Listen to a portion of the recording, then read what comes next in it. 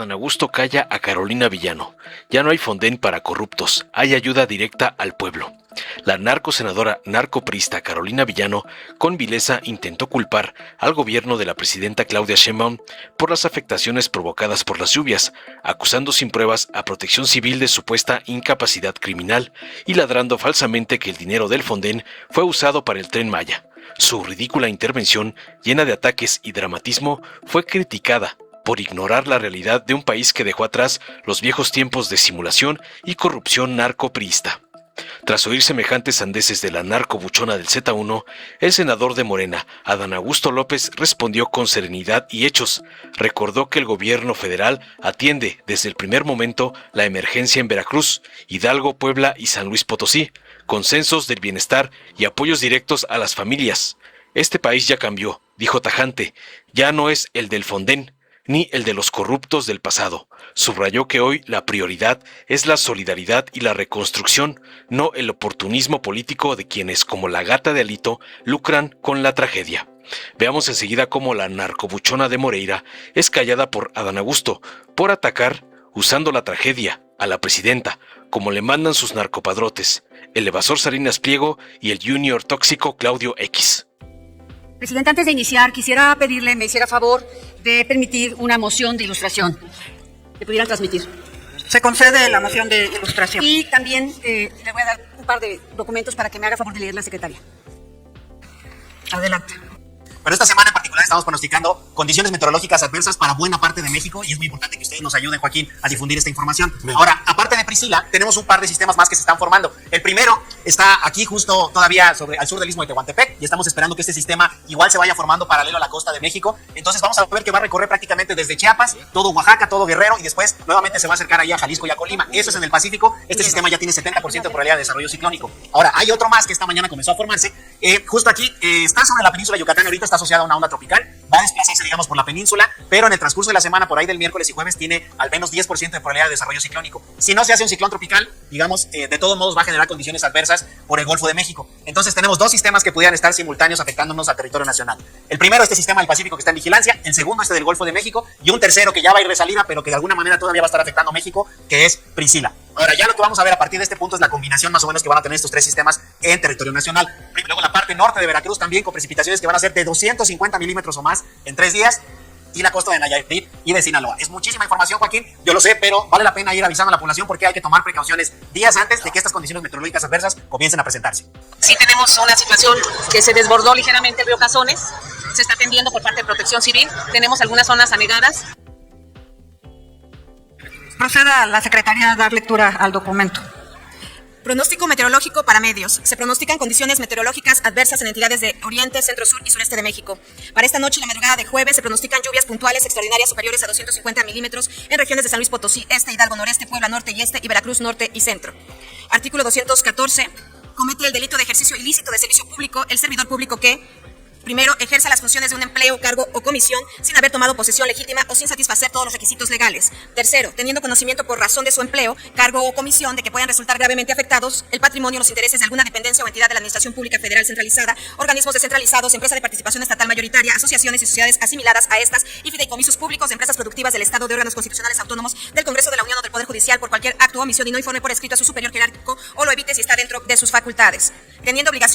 Sexto, teniendo obligación por razones de empleo, cargo, comisión de custodiar, vigilar, proteger o dar seguridad a personas, lugares, instalaciones u objetos, incumpliendo su deber en cualquier forma propicie daño a las personas o a los lugares, instalaciones, objetos o pérdida o sustracción de objetos que se encuentren bajo su cuidado. Al que cometa alguno de los delitos a que se refieren las fracciones primera y segunda de este artículo, se le impondrán de 1 a 3 años de prisión y de 30 a 100 días de multa. Al infractor de las fracciones tercera, cuarta, quinta y sexta, se le impondrán de 2 a 7 años de prisión y de 30 a 150 días de multa. Es cuanto, presidente. Continúe, la oradora. Muchas gracias, presidenta. Estas mociones de ilustración son para demostrar algunas cosas. Primero, sí hubo una alerta que no bajaron porque no está instalado el Sistema Nacional de Protección Civil. Y quiero decirles también que la Coordinadora Nacional de Protección Civil, la señora Laura Vázquez Alzúa, tiene licenciatura en arte, en historia y arte. Esto no tendría nada de malo si tuviera algún estudio, una especialización sobre protección civil. Busqué en todo su currículum y no la tiene. Es decir, ella está ahí porque tiene 90% de lealtad y 10% de capacidad. La nombró, por supuesto, López Obrador en el 2020, cuando despidieron al señor David León, que entregó los sobres amarillos que ustedes recordarán al señor Pío López Obrador. Esa es la historia de este asunto tan relevante. Y los documentos que se leyeron son dos. Uno, para señalar que hubo un documento que se señala con toda precisión la gravedad de estas lluvias, la intensidad y los días que iba a haberla, y no se puso ninguna alerta ni se instaló el sistema nacional. Esta señora evidentemente no tiene la capacidad de hacerlo. A la fecha no ha instalado el sistema nacional y por supuesto no ha publicado el plan nacional. Tampoco lo ha hecho en todo este tiempo. Hay hoy esta área de protección civil pasó a seguridad pública. Ya no está en gobernación. Y con esta transferencia, pues también perdimos 40 años de experiencia y por supuesto valiosos recursos humanos que hoy no sabemos dónde están. La desaparición del Fonden sí es importante. Es muy importante porque este fondo era un fideicomiso que se acumulaba cada vez más con reglas claras, con disposición inmediata. Eran mecanismos específicos para poder servir a la emergencia y a la reconstrucción. Hoy dicen que hay 19,000 millones. ¿Por qué dicen que hay 19,000 millones? Había 41,000 millones de pesos, porque el resto se ocupó, según dijo la Secretaría de Hacienda, para el Tren Maya, justamente para atacar el medio ambiente con ese tren que devastó la selva. Así la incongruencia y el acto de criminalidad. Ahora bien, los gobernadores, la gobernadora de Veracruz y de Hidalgo de manera específica, no han pagado la prima del seguro, porque dicen que es muy cara. Yo creo que les va a salir muy barato reconstruir el Estado hoy en estas condiciones. El programa nacional que no se ha publicado es importante porque ahí reúne a todas las instancias federales y estatales. Segov, Sedena, Secretaría de la Marina, Hacienda, la Secretaría de Infraestructura, el IMSS, CFE, entre otros.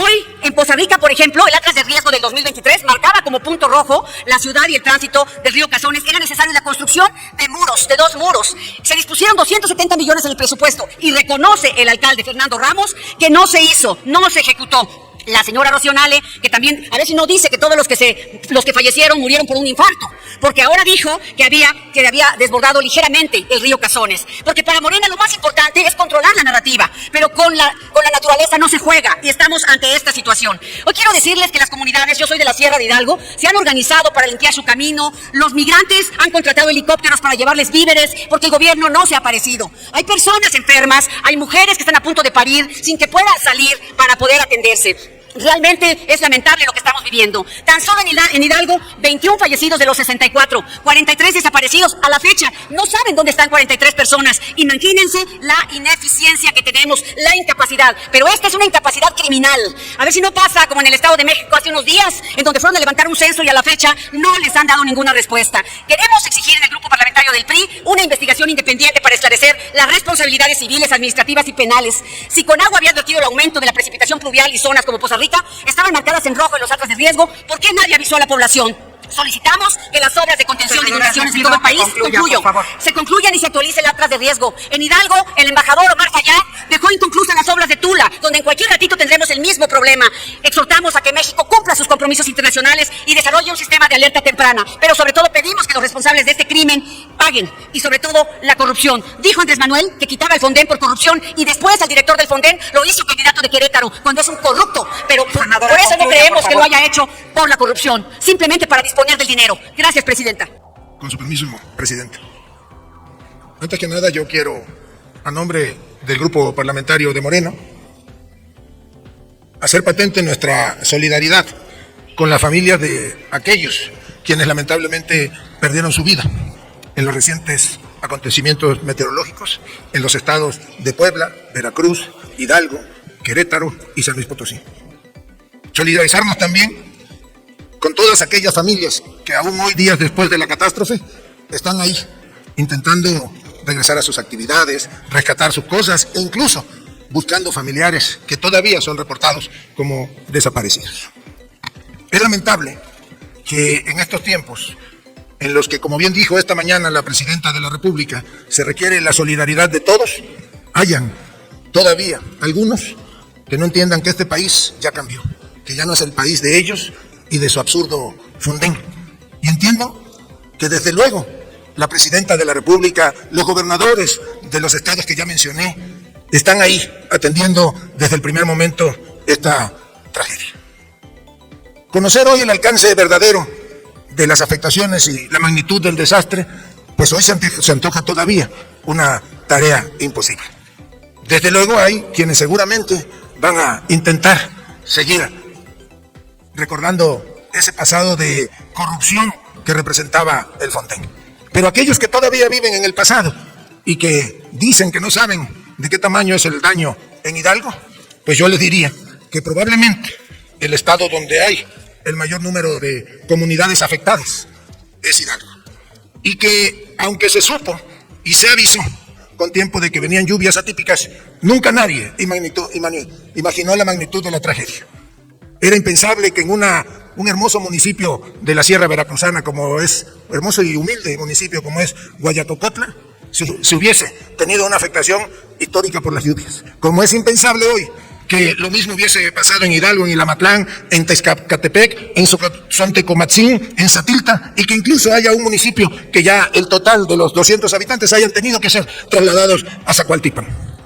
No nos equivoquemos. Una tragedia de estas magnitudes es impredecible.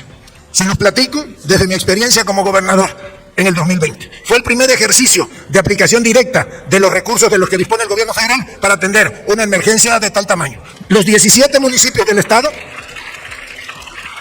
fueron inundados. Hablamos de 245 milímetros en 48 horas. En aquella época en Tabasco, 1.250 milímetros cúbicos fueron los que derramaron sobre la planicie. Estamos hablando de 12.500.000 litros de agua que se fueron de golpe. Y ahí estuvo, como en aquella época como hoy, el gobierno federal presente, encabezado por el presidente López Obrador. Por eso quiero pedirle a la presidenta que me autorice una moción de ilustración para que vean cómo se atienden ahora ya las emergencias.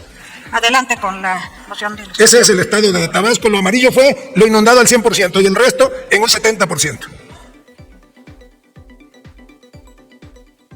Y por favor, si nos muestran las imágenes de la... Y si me permite, Presidenta, en lo que se están mostrando las imágenes termino. Por respeto al tiempo de todas y todos, termino con la locución. Sí, adelante. Entonces, se realizó un ejercicio de apoyo directo a la población en el estado de Tabasco. Fue el primer estado donde se implementaron los censos del bienestar. Se atendieron de manera directa, como se está haciendo ya ahora, a más de 800,000 tabasqueños en aquella época. Ahora, el gobierno federal, coordinado con los gobiernos de los estados más afectados, está atendiendo de manera directa, ha iniciado ya con los censos del bienestar, que nos permitirán que cada ciudadano afectado en sus viviendas, en sus posesiones, pueda ser resarcido de la misma. Hoy estamos trabajando, el gobierno federal está trabajando en los censos del bienestar, pero está ya en la recuperación de los caminos, en la limpieza de los caminos, de las carreteras, en la reconstrucción de los puentes. Y hay la solidaridad de todo el país, porque como en aquella época que yo recuerdo que el primero que llegó con equipo acuático a ayudarnos fue el gobernador Enrique Alfaro de Movimiento Ciudadano, ahora tampoco hay colores, porque todos los gobernadores del país están ahí apoyando, ayudando con equipo, con helicóptero, con brigadas de limpieza, con equipo Bactor. Esa es la solidaridad que los mexicanos requerimos en estos momentos. Y también yo me sumo al reclamo. Vamos a ayudar, tenemos que ayudar. Desde luego a Jalisco, a la zona de Puerto Vallarta, a Nayarit, en la zona de Bahía de Banderas, en Sonora, cerca de Guaymas, hay 2 municipios que enfrentan graves problemas también por las lluvias. En Chihuahua, Casas Grandes. No nos olvidemos de ellos, porque son tiempos de solidaridad. Esos son los nuevos tiempos del país. Y claro, que vamos a salir adelante y más unidos como República. Muchas gracias, compañero. Dale en me gusta, suscríbete, activa la campanita y compártelo para que más gente lo vea.